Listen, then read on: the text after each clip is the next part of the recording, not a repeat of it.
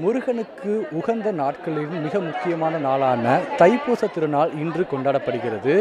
அறுபடை வீடுகள் மட்டுமின்றி பிற முருகர் கோயில்களும் பக்தர்கள் சாமி தரிசனத்தை செய்து வருகின்றனர். அந்த வகையில் சென்னை வடபழனியில் உள்ள முருகன் கோயிலில் ஏராளமான பக்தர்களானது சாமி தரிசனத்திற்காக நீண்ட வரிசையில் நின்று முருகரை வணங்குவதற்காக காத்து கொண்டிருக்கிறார். இங்கு கிட்டத்தட்ட 1 கிலோமீட்டர் தூரம் வரையிலுமே பொதுமக்களின் பக்தர்களின் கூட்டமானது வெகு நீண்ட தூரத்தில் பக்தர்கள் காத்து கொண்டிருக்கின்றனர்.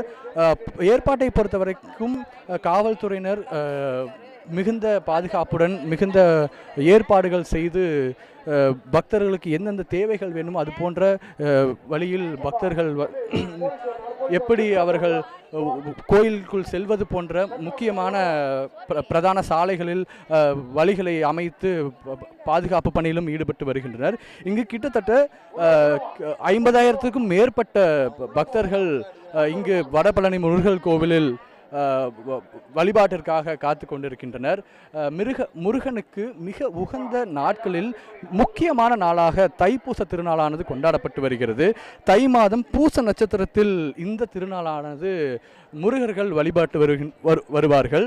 முருகருக்கு விரதம் இருந்து பால்குடம் காவடி போன்ற நேர்த்தி கடன்களையும் இங்கு பக்தர்கள் செய்து வருவதை நம்மால் பார்க்க முடிகிறது. அந்த வகையில் தற்போது நீண்ட வரிசையில் பக்தர்கள் தற்போது முருகனை வழிபடுவதற்காக காத்து கொண்டிருக்கின்றனர்.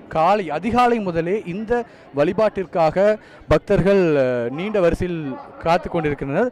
தற்போது வரை ஏராளமான பக்தர்கள் இங்கு முருகனை வழிபட வணங்குவதற்காக காத்து கொண்டிருக்கின்றனர்.